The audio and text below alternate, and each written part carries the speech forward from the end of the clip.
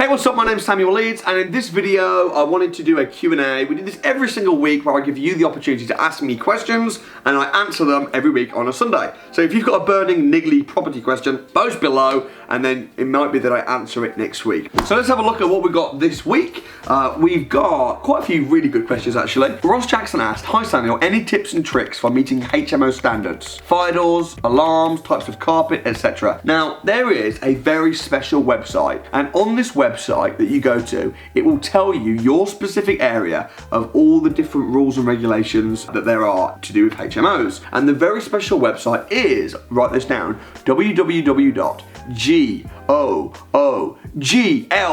Google! You know, Google is a fabulous place. You can get so much information for free on Google. Let's say that you're based in Birmingham. And you're thinking, right, Birmingham, yeah, here we go, Birmingham HMO license. Right at the very top, birmingham.gov.uk, boom, comes up. What is a HMO? HMO standards. Which properties need a HMO? If we click on this, we will be able to download a very special pack, and you can do this. You can go to any council and ask these questions.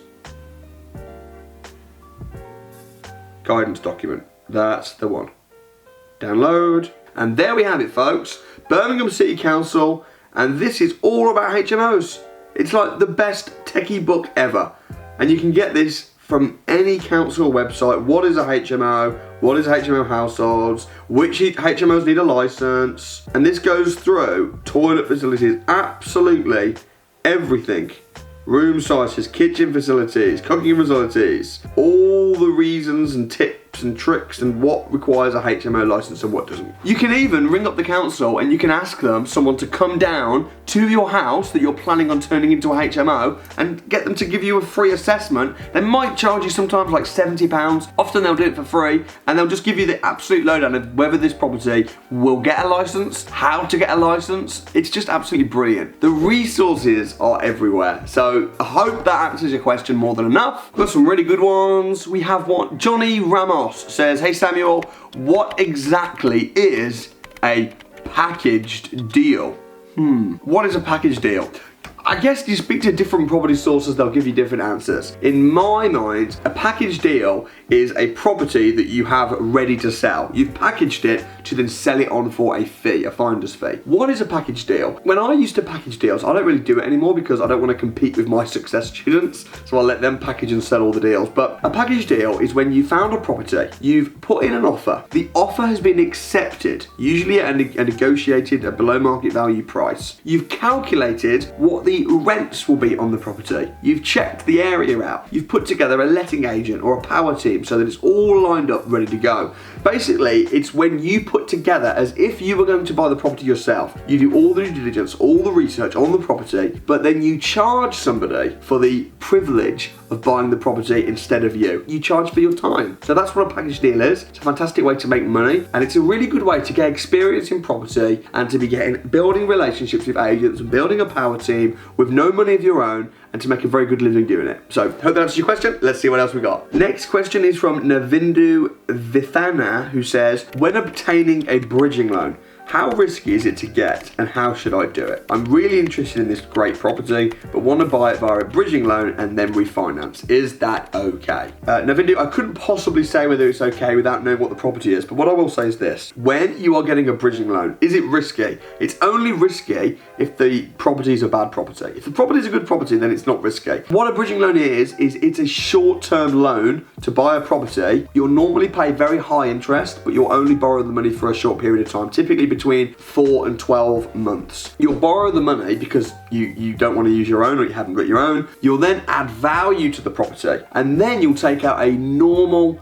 buy-to-let mortgage, and with the buy-to-let mortgage, with the money that they give you, you'll then pay off the bridging loan, you'll pay off any money that you borrowed. So that's how the strategy works. Now there's 3 figures that you need to know to work out if a property is a good property deal or not for this strategy. The first thing is, are you buying it below market value? What's the purchase price? The second thing is, what is the refurb cost going to be? And the third figure you need to know is, what's the end value going to be? What's the done up value? So once you've got these 3 figures, you can work out if it's a good deal or not. And typically, I like to see that the purchase price plus the refurb cost added up together are a lot less than the done up value. If that's the case, get a bridging loan, you'll be a very happy person. Whether you'll be able to get a bridging loan or not depends more on the property than on you. Bridging lenders don't really care about you. They care about the deal. They care about whether the property's a good deal or not. So if you've got not particularly great credit, if you've got not particularly good experience, if you're really old, really young, it shouldn't matter too much as long as the deal is good. So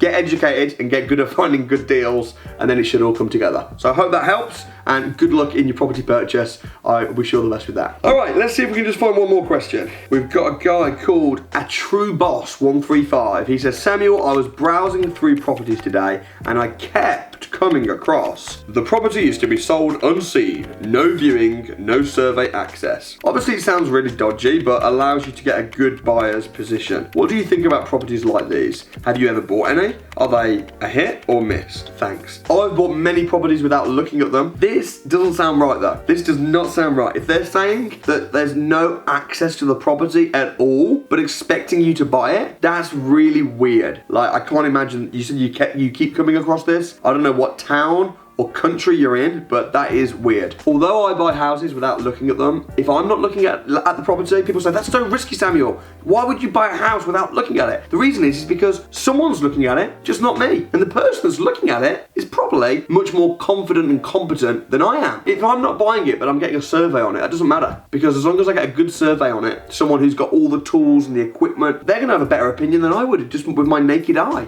Because they've got all the tools, they've got all the qualifications. Never buy a property without anyone looking at it. But feel free to buy a property without you looking at it yourself. It's all about the formulas, it's all about the figures. The reason I don't care about looking at it myself is because I don't care what I think of the property. I don't care how I feel about the property. All I care about is what the figures are. What am I putting in? What am I getting out? And I don't need to visit the house to know that, but a true boss, definitely don't buy unless someone is able to get into the property, because even if you think you've got a real good deal, if the house is falling apart, there hasn't even been a survey on it, super risky. Anyway guys, thanks so much for listening. It's always cool hanging out on a Sunday. I'd love to read more questions. I love reading all your questions and I'll answer as many as I can. So comment below with your niggly property questions and I look forward to seeing you next time. Thank you so much.